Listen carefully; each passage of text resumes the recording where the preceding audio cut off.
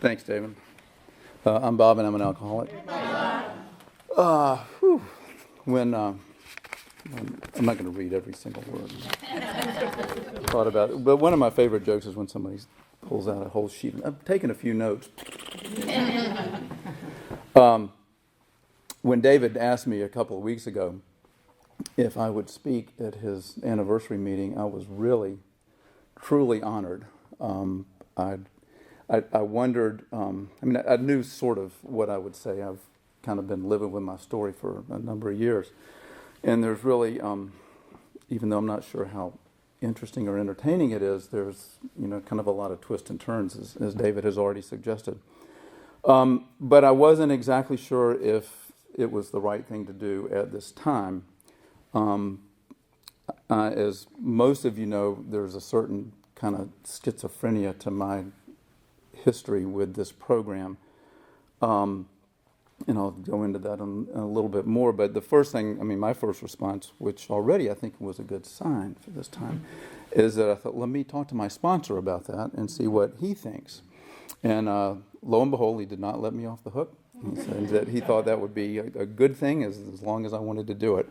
And that basically, and he mentioned it again tonight, just tell the truth and everything will be fine.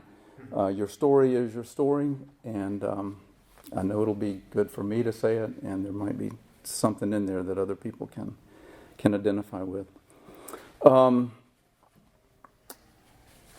schizophrenic in the sense that I came to my first AA meeting or walked into it, and a little bit more detail about that too, in 1986 at the same time.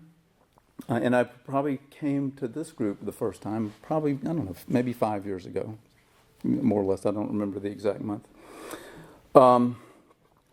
But, as some of you also know, a little earlier this month, I picked up my 3-month chip. So that's where I'm sort of split. But nevertheless, since he asked me and my sponsor said, go ahead and do it. And I appreciate all of y'all being here. And everybody in this room, including Mary, has contributed greatly to my sobriety. And I'm really grateful, to be a part of this family.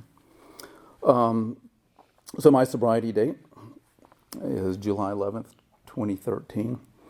And, as we've got kind of a format, what it was like, what happened, and what it's like now. And so, roughly speaking, I'll try to adhere to that. I was born in Jacksonville, Florida, a little over 60 years ago. Holy mackerel. And I had a pretty stable family life. My family my dad was an attorney.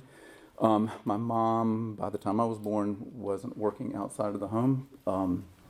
Had a younger sister, and a couple of years later, a younger brother as well. And as far as that goes, the stability that family gave me, and to some extent the extent to which I was sort of protected and shielded from a lot of hardships that I know people have gone through in life, both in these rooms and outside of it. So in that sense, my family didn't give me an excuse to drink. And I say that, and I'll say a number of things like that, and I have to be kind of cautious about it because there are two sides to that coin, always. And one is I have sometimes sincere and sometimes half-hearted attempt to make this program work, when I have let myself believe that maybe I don't have that big of a problem with alcohol, then I would turn to facts like that I don't have, and I haven't really had a really tough life. Everybody has some stuff that they have to deal with, and it hasn't always been a bed of roses. But the classical things that might drive somebody to drink, I don't have those. So when my recovery has not been going well, I'll use that as a reason to say, well, I'm not really an alcoholic because I don't drink to get rid of or to deal with or to forget my problems. I don't drink to make a bad situation bearable. I drink to make a good situation better. And that is a dangerous, dangerous formula to me. And I'm glad, and I chuckle about it, and you do too. But that way of thinking has led to my version of disaster many, many times, and I hope for the last time if I keep doing what y'all say. Probably other than sneaking what was left in a champagne glass at a wedding, or taking a beer out of somebody's refrigerator and splitting it 5 ways with my buddies, in junior high school. The first time I really got drunk was in 10th grade. And my alcohol in my family was just kind of it was part of the social fabric, and probably when my parents would have friends over for parties, and they didn't throw big parties all the time, but they did every once in a while. And generally, my dad would have a drink when he came home, and my parents didn't drink wine at dinner, at least not when I was growing up. I think that probably came in a little bit later. So it was in the house. My father didn't have a problem with alcohol. And there were people in my family who did, and I'm cautious about talking about them in too many explicit details, because my mom and my sister, who had the hardest struggle with it, are both dead right now, and so kind of out of respect for their memory, and even though I need to be kind of honest about that as part of my family background, that's probably not about I'd rather go into details about me rather than somebody else. But one of the, consequences, my friends and I saw it as a benefit at the time, is that we knew where the liquor cabinet was. It wasn't locked.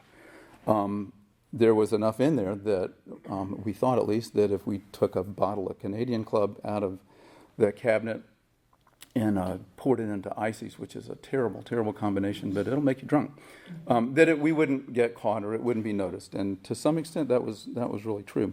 But the first time I got drunk, I probably, now, and I'll make a distinction, I'm sure that I got sick, I threw up, passed out, which is not, I learned later, not the same as blacking out. That came in way. And the next morning, I felt terrible, but I did not say, I'll never do that again, because I had enough of a memory the previous night and, a good time with my friends, that I thought I probably will do this again. Even so, I didn't do it all the time. The guys that were my friends, we were also thought of ourselves as pretty good students. We went to a pretty good school. We played on the soccer team. We were more or less in training. Sometimes we would drink on the weekends, but it didn't get me kicked out of school. Didn't keep me from making decent grades and going to a decent college. So it was just overindulgence of the high school variety. Now, I'll mention other substances that our friend Donnie calls dry goods. Only one time, because the first time that I smoked marijuana was in the 11th grade, and that was close enough to my experience of alcohol in the 10th grade that the two sensations kind of melded in a way. So that from the beginning, or at least at that stage, I didn't drink just to be social and to be convivial and to be pleasant with my friends, but to get high and to have that effect. And I just really, really liked it. To the point, and I've said this before, in answer to myself asking, why do you keep doing that? And in answer to questions that kind of implicitly come up in meetings and questions that have been posed to me by my wife, by therapists, counselors that I've talked to over the years, why do you think you do? And there's 8 words. I like the way it makes me feel. To the point that I would be willing to, apparently, even though I wouldn't consciously say this, that I would be willing to sacrifice anything in order to have that feeling again. My behavior and my history says that sure looks like the case, Bob. When I went to college, and nothing really spectacular happened then as well. Kind of like, with a couple of exceptions, most of my college courses were kind of more of the same, except on a higher level as most of my high school courses. Most of my college drinking was more of the same, except on a different level, maybe, than my high school drinking was. And, probably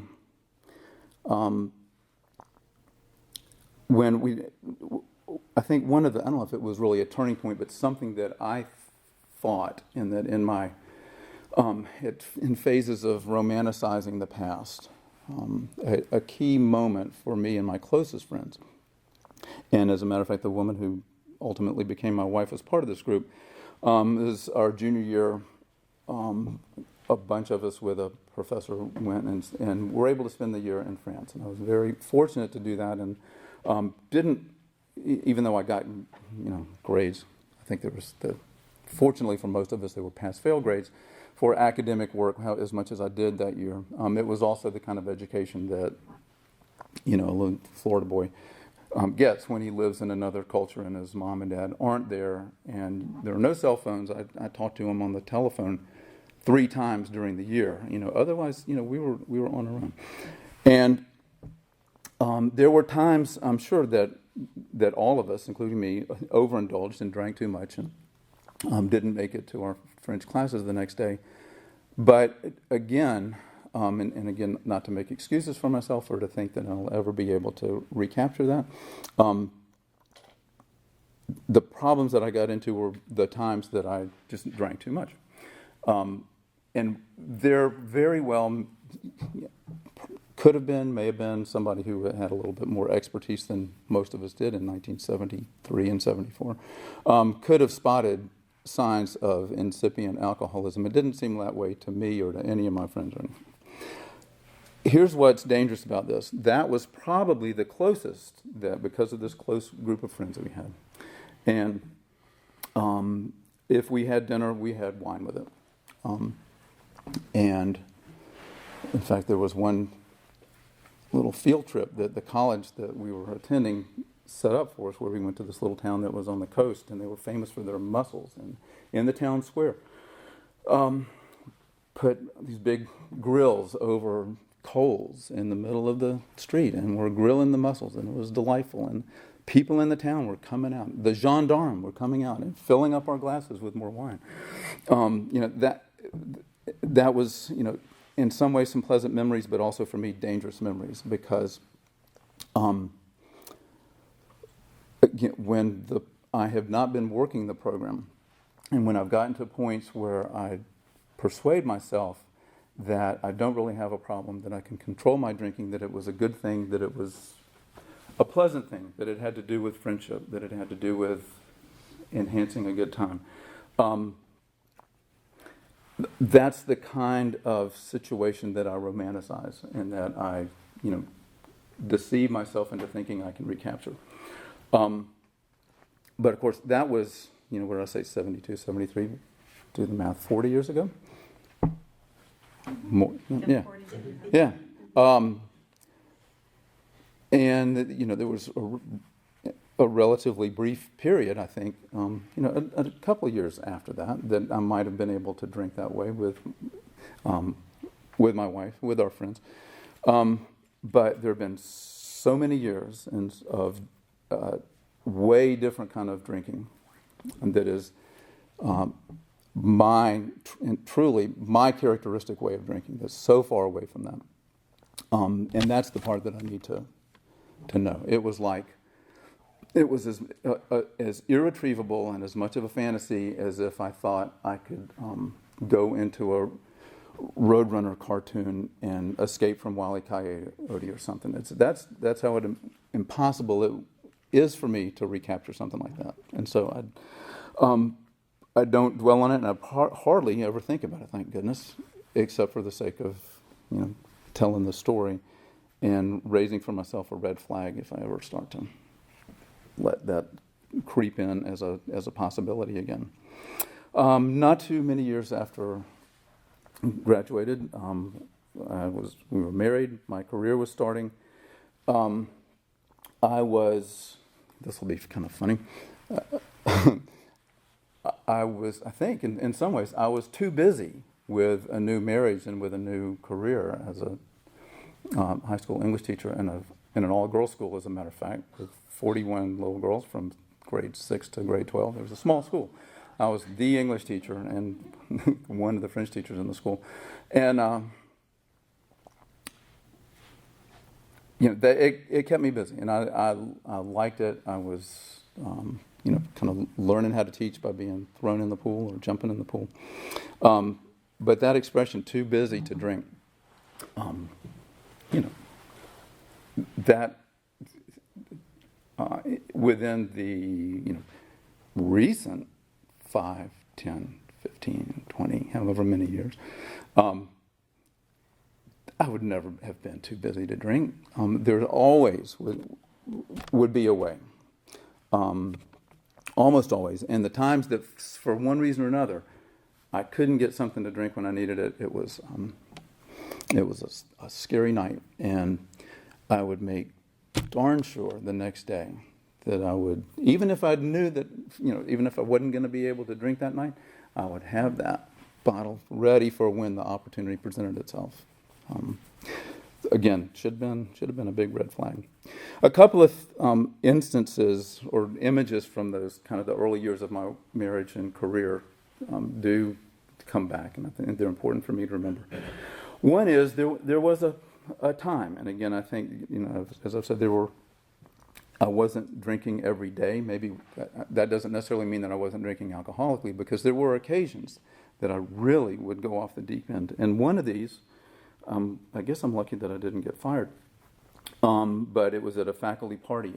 I don't know if it was a holiday, sort of before a vacation or whatever the occasion was, or just a regular Friday night. But the head of the upper school invited us over to his house, and he wasn't Hispanic himself, but I think he'd been a Spanish teacher, and he'd lived in Mexico or Spain, and he'd made sangria, and boy, that stuff went down easy. And again, I drank enough that I'm not sure if I threw up in his house or on his couch. I know I may well have. I just kind of, I do know that I was probably staggering in order to, probably hanging on my poor wife, in order to get to the car. I know that I threw up in the car because I had to clean it up the next day. So there's one image, to show that I am capable of that kind of drinking. But the other image that's, again, in the years of my active, virtual daily drinking, that I look back on in wonder and perplexity, is that one time we thought it was our turn to have a party for our, from the faculty or people from church. And, okay, so what are we going to have to drink? And we probably had some beer and wine, but we also thought that for some of these people we should have some liquor as well. So we bought a half a gallon of bourbon, and we bought a half a gallon of vodka. And those things stayed in that cabinet for not just weeks, months, maybe a year. It might have been the next Christmas, and there was still stuff in there. How is that possible? It's one of those mysteries. Again, in later years, that never would have happened, unfortunately. Also, sometime in there. So I got married when I think I had to do some math today, 23. So maybe for 4 or 5 years, that's kind of what it was like. I didn't drink all the time, didn't drink. Sometimes we had wine at dinner. Didn't drink every weekend. Sometimes when I did, then I would way overdo it, and then that was embarrassing. And, my wife was upset, so I don't want to do that again. And I didn't for weeks and months. Until, I realized that on those evenings that we did, either whether we were at a party or it was dinner at our house, either just the two of us when we had friends over, I could tell that I wasn't satisfied with the amount of wine that I was getting. If we were sort of sharing the bottle, or if there were more people, the couple of bottles, evenly among the people at the table, like you're supposed to do. It wasn't enough for me, so. And put 2 and 2 together. If I drank as much as I wanted to, it was going to be evident. And somebody was going to give me a look, or somebody was going to say something, or I would look like I had a problem. And I didn't want that to happen. So my solution, and here is, I'm not sure what the right metaphor is, but it's a turning point, or a fork in the road, or a point of no return. But, and again, I don't remember the day or the month or anything, but I do know that this is, I can remember the thought process, that the day or afternoon or Saturday before the party that night, I went to the wine store and bought I can't even remember because I really wasn't drinking liquor at that point. But I do remember that I bought the wine that we needed for the party or for the occasion, and I bought some for me because that was, and that, whew, that's, and sometimes I've thought back on it, and my sponsor and I have had a version of this conversation before. If I, one of these theoretical, impossible mind games, if I could go back, knowing what I know now, would I have done something differently? Would I have said, no, God, that's a problem? Impossible to answer. I know if it was just a regular sort of a replay of my life, I would do it again because that's who Bob was and is and ever will be, if not for this program and doing it the right way. But since that seems so harmless, even though, look at the road you're going down, look at the deception on this, this was before our daughter was born, so still a relatively new marriage, and, aren't you trying to build trust, and isn't this important to be, to have some kind of integrity? That was probably one of the first times that kind of critical reflection just flipped off, and I went on autopilot, and it's just what I'm going to do. And I can't remember, probably, relatively soon, maybe even that very night, maybe before the regular dinner started, that I was able to sneak off and have enough of a buffer beforehand so that my allotment of wine that we shared among everybody was going to be enough because I had already gotten started. And that was a pattern that played itself out and got worse and worse over the next number of years. And that pattern probably continued for maybe about the next 5 years. So if I was about 27 or 28 in there, I know I was 33 the first time I walked into an AA meeting. So, sometime in there, that's the progression or regression that was starting at that point. I was still teaching high school, and there's a couple of things that are important about that fact for me. One is, also dangerous, I looked at it as a good thing at a time, is the schedule that one has, the calendar, with spring vacations and summer vacations. And in the summer, I usually got another kind of a job where I taught summer school or did tutoring or something like that. But I didn't have the responsibility of teaching a class every day. I had a lot of time, too much time on my own, and so it was possible for me to drink during the day and sober up enough at night that it wouldn't be evident. So again, that's a theme that just continued and just got worse.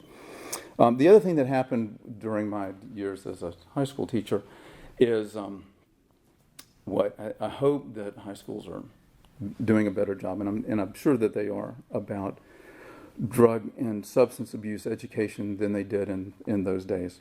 But the sort of the Band-Aid approach that the administration would have is to, and there were, groups of, whether they were recovering alcoholics or drug addicts, that would come and tell their stories and talk to school kids. And I hope it did, some people some good. And everybody, this would be raise our consciousness about the issue, and the faculty would meet and we'd say, for the next dance we have to do, X, Y, and Z, and we have to be alert to these things. For me, over, sequential years, generally one of the, at some point in the presentation of the kids who were doing the program was to kind of go down a list. Have you ever done X, Y, or Z? Have you ever drunk in the morning? Have you ever drunk by yourself? Have you ever hidden your drinking? Have you ever done?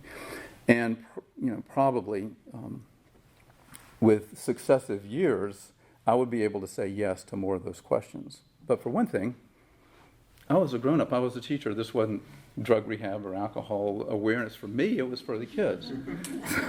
Another sign that I conveniently missed or ignored. All of this, my teaching career started out in Maryland. I ended up going back to my hometown of Jacksonville before our daughter was born. Ended up, in fact, teaching in the school where I had graduated from. And there's a lot of good stuff about that. But my drinking and obviously for now, the pattern has been established of drinking on the sly. Even though I hadn't been to my first AA meeting yet, we had some minor confrontations of my acknowledging, yeah, maybe I am drinking a little too much. Maybe I should cut back some. Yeah, I understand. I'm sorry. I'll stop. And then, would be on that little roller coaster of, walking the straight and narrow, at least enough until the heat passed, and then, testing the waters a little bit. How much can I get away with now? But when, we were, my wife was pregnant. We were expecting a child in August. We were going to Lamaze classes. I knew what my role was going to be, not only through in the birth, but thereafter. And even I realized I can't do this. Not just I can't do this if I'm drunk. At the time, I can't do this if I have been drinking regularly because I knew what it was doing to me. It was at the point that I had enough energy to put on a front that looked to the outside world like I had it together. At least in those days, I didn't miss work because of drinking. I didn't miss returning papers back to my students because of drinking. But still, I was younger and I could stay up later in the night grading papers to make sure I could get them back the next day than it was the case a little bit later on. But I knew the alcohol was eroding something inside, some kind of strength, and whether it was my soul or my character or my will or my personality or my integrity, whatever it was, that's sort of the be all you can be or the best Bob that there is. I was aware enough to know that alcohol was kind of leaching that away. And that if I was going to be strong enough to at least be there, I was going to say to help deliver our child. No, I know enough about that. To be in the room when my wife was delivering our child and to be a father and to help her and to raise our daughter, that I had to get a handle on that. And so I stopped for some time. And I don't know how long it was, but it wasn't forever. And it was probably a matter of months until we had enough of a routine, as tired as we were and as tough as it was, that I saw there was a little bit of wiggle room. There was leeway that I thought I can drink some and still manage my responsibilities. And so I did that until I couldn't. I would stop for some period of time, and again, that can be a bad thing, as I heard in these, way back when I was in early meetings of AA. I'll hold off on that a little bit because I'm just about getting to the point where I got cornered, I guess, by my wife because I'd run out of excuses and I'd run out of promises. And she said, "You need to go to AA. Here's the number. Call them up and find out where there's a meeting tonight." And all I could say at that point was yes. I didn't necessarily want to go. I didn't want to stop drinking. I didn't want to get sober. I didn't think I had a terrible problem. I knew I was in trouble with my wife, and the way to get up to relieve the heat was to say yes and to go to the meeting. So, and I still remember a lot about that first meeting. It was on the other side of town. It was in a clubhouse that was, I guess sort of the equivalent of our Wilder building, but ratty and ways and smoky in those days. In 1986, there were steps leading up to the meeting room was upstairs. So I had to, found the address, walked up. I don't know if I thought it was like going up to the gallows or something. I really didn't feel that quite that way. I knew a little bit of AA from a couple of sources from popular culture. I knew that if I said, "Hi, my name is Bob and I'm an alcoholic," everybody was going to say, "Hi, Bob," and they would be glad to see me. I knew a little bit. I knew that it was a 12-step program. I didn't know what the steps were. I knew something about chips, but not enough. I think my college roommate, who had his share of problems, while I'm taking people's inventory, but recovered and became a drug and alcohol counselor and ended up with a really successful life and career. I can remember when my mom called me to say, "David picked up his blue chip." I said, that wasn't just out of the blue. He's going to AA and he's doing really well. I said, "All right, great. What's the blue chip?" Which is kind of amazing after the significance of that in years since then. But So when I got up there, I remember a couple of things. One thing was that it was each one of the steps on a little plaque around the room. And at some point I had the image, okay, I get it. It's like a horse race. And you try to get around there as fast as you can. Other thing that I thought was when I heard people talk, it must have been a discussion meeting where there was a speaker that introduced a topic and then other people talked, because I remember that I heard from a lot of different people, and at first I thought, God, these people aren't really like me, or I'm not really like these people. And then really soon after that, if I heard a little bit more, I thought, I'm just like these people underneath where it really matters. The other thing that really struck me, and it was another one of those double takes, is that they read How It Works at the beginning, and they read the line that we heard tonight, that rarely have we seen someone fail who's thoroughly followed our path.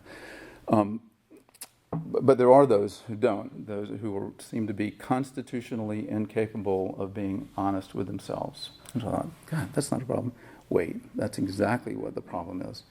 And I have demonstrated to myself and to my wife and to y'all through the years that among other things, that key ingredient seems to have been a really a core issue with me. And I've discovered that I can lie to myself not only about my alcoholism, but about all sorts of other things. Now, clearly, coming to that awareness was not a once-and-for-all cure for me. For the first maybe year and I'll go ahead and call it of recovery, because it was the beginning of whatever state that, whatever phenomenon that is. I was in and out a little bit, and when I was going to meetings and not drinking, my wife, of course, was relieved. So our daughter is still, less than a year old. But, and this is, I guess, an instance that I will go into a little bit more detail maybe than is needed. But it's an image that important for me to remember as an indication of just how bad my problem was, even after all of the years after that I said that it wasn't that bad. Because I can remember one morning I had been drinking the night before, and I guess I thought I'd got away with it. But I woke up and nobody else, my wife was not in the bed. She was in our daughter's room, and so I, kind of came to consciousness. Pulled myself up, walked in, and she was sitting in the rocking chair holding our daughter, just crying, because she was so hurt and disappointed and scared. And for any other kind of problem, if I had been, driving recklessly, if I had even been, having an affair or something, anything else, that should have been enough to snap me out of it and make me do whatever is necessary. Because I would certainly, if you ask me, nothing is more important to me than my wife and daughter.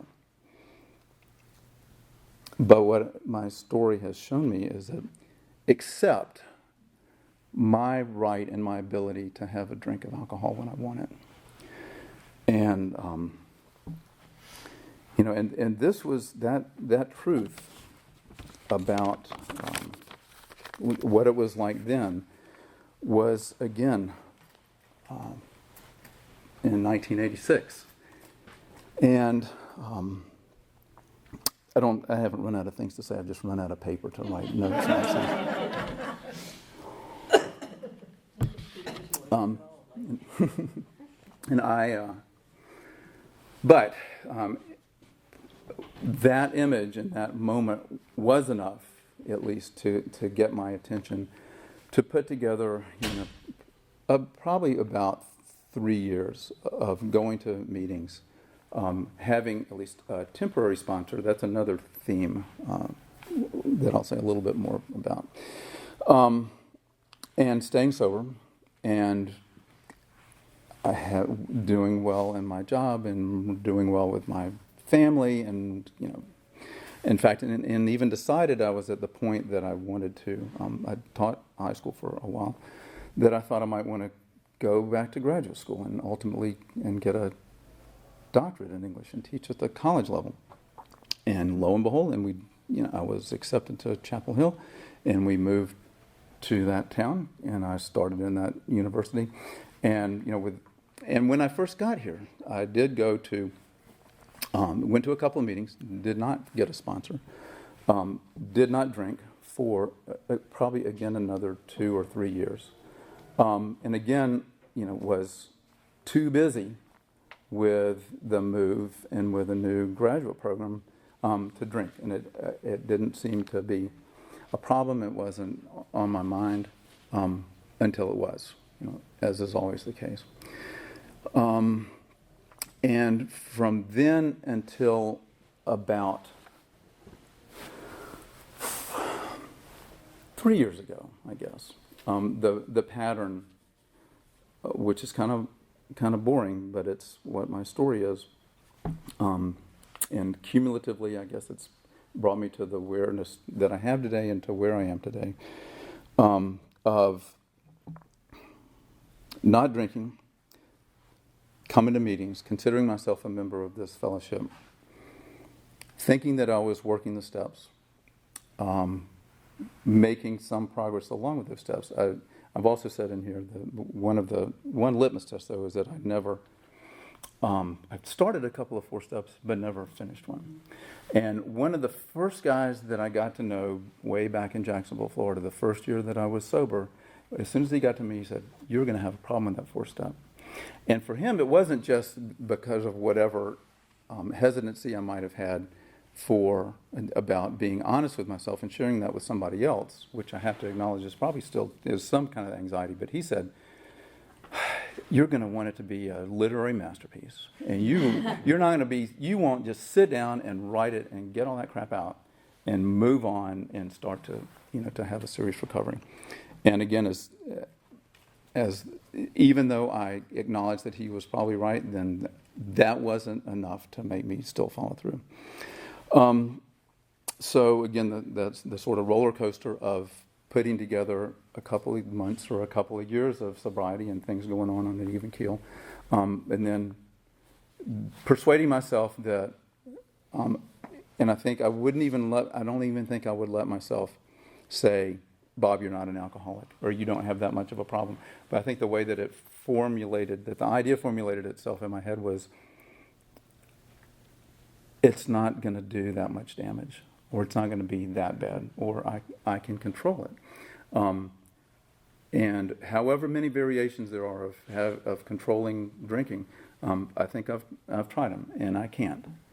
And a realization that has come to me only recently, and that, this is kind of a big breakthrough. What I had told myself before when it comes to being powerless over alcohol is that the only drink that I have any power over whatsoever is the first one. And that because once I've had one, then even, and my pattern is, I got to control it. So I'll put all of the energy when I've been sober for a while, and the image, on the home front is that everything is fine and Bob's not drinking.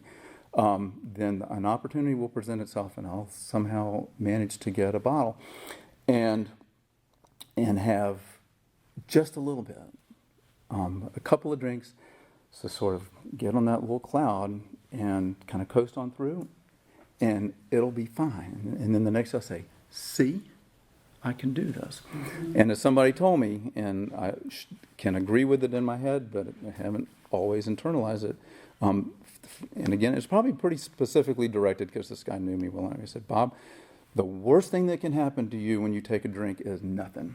In other words, that you will get away with it, and it won't be catastrophic." It's sort of like if every time I sped when I'm driving the car, if I got a ticket every single time I broke the speed limit, I wouldn't speed. But I don't get a ticket every time I break the speed limit. I do sometimes. Haven't in a while.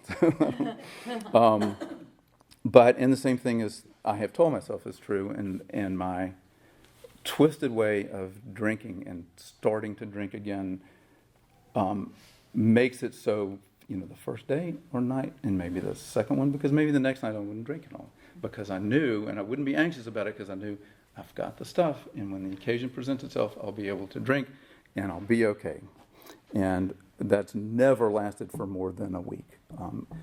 Pretty soon, I would drink as much as I possibly could, thinking that I was okay or getting away with it, but I wasn't. And then the guilt and recrimination and promises and apologies would start all over again, and it's miserable. About I don't know what's magic about this, the 3-year thing, but a little over 3 years ago, and easy date to remember because it was September 11th.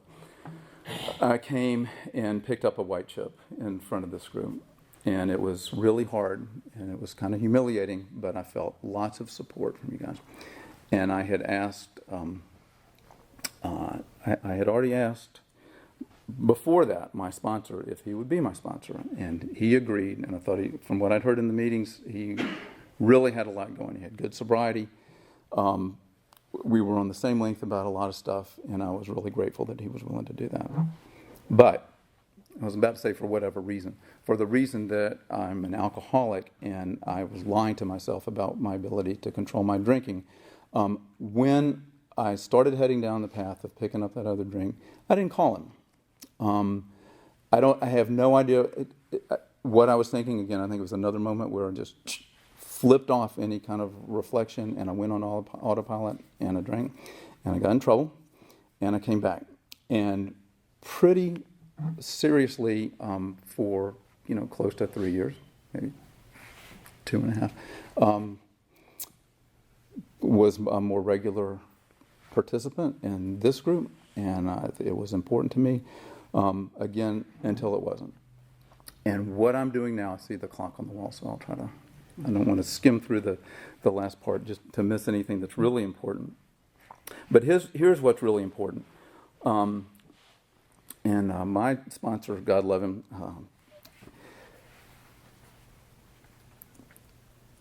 and I won't try to put thoughts in his head or words in his mouth, but on reflection from this point, I guess it's not that he let me do the program that I wanted to, or that I tried to, because the only way to work it is the way that it's written. But if I wasn't ready to do it the right way, then nothing that he could have said or done would make it differently.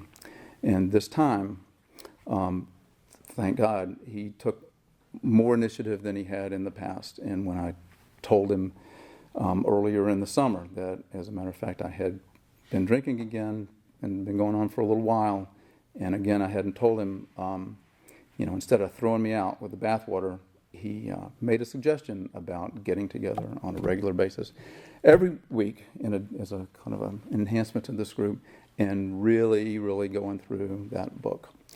And that's kind of where I think I'll wrap it up, and where I am now, and what's the only hope for me of continuing the whatever level of sanity and of a meaningful, peaceful, rewarding life that I have now. And that is that in the big book of Alcoholics Anonymous, there's a lot of things. And in some ways, it's like an encyclopedia where you can go and learn a lot about alcohol and alcoholism. And in some ways, it's a collection of short stories in the end of it, where people are telling them. But as long as I was approaching it that way, the results were the same as they had always been. For me, it's got to be a user's manual. This is how I have to live and act and work my life. It's a workbook. There are exercises in there that I have to do, or else I'm keeping it at a remove. And so I'm really thankful for him, for being willing to work with me that way, and for being patient and supportive, and for all of y'all for being here repeatedly, and again for David for asking me to speak tonight. Thank you.